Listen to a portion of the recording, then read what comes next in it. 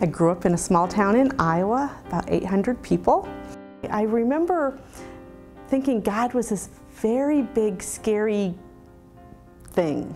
I wasn't even sure what to call him, but all I knew is he had very strict rules that I knew I was nowhere near close in meeting. And so at 15 I became pregnant and got married and tried to make it work, and it lasted about 10 years. We had 2 kids and got divorced, remarried after that.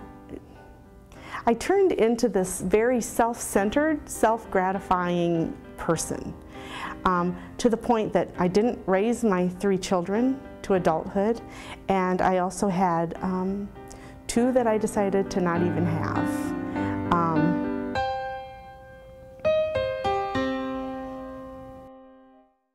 I just was in my own little world, and I didn't really think about God. I didn't understand Jesus, and God scared me, so I just chose not to think about him, knowing someday there would be a judgment where I would go to hell, but I just thought in the meantime, okay. And I had a GED because I left school so early, and I thought, go get your degree. I knew that Abilene Christian University had a Bachelor's of Applied Studies program, and they were the only university in town that really allowed me to petition classes for life credit. And I thought, I've got life credit. I'm not afraid of a whole lot, but I was very afraid to go there because in this town, Abilene Christian University has a reputation of being the real deal. Just real strong Christians. Not really just the judgmental kind that I had been exposed to, but I thought they were going to kick me out for being a fraud.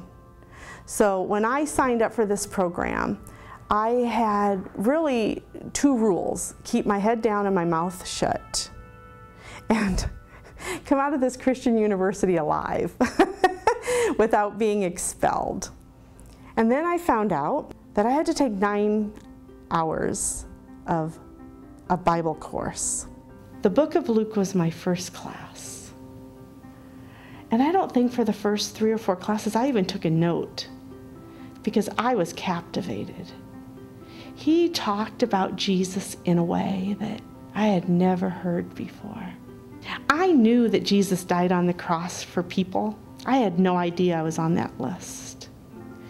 And then he talked about this Jesus who loved everybody, and the part that I didn't know were about these Pharisees and how he was determined not to hang out with these church people. That he hung out with the outcast. He hung out with the people that no one else wanted to hang out with. And I was enthralled. And then one day, he taught John 4, the lady at the well. And I cried, married multiple times, living with a man, going to the well at noon because you're shunned by everyone else. And a Samaritan. I mean, she couldn't have been any lower. And a woman. And there's Jesus sitting at the well, talking about the living water. I said, I want that peace. I want that genuineness. I want that confidence that you have in this Jesus. And for a series of months, I just learned that God had always been there, and that God has been a gift given to me that I refuse to unwrap. In 2006, I graduated, and not only did I come out of the university alive, but I came out saved.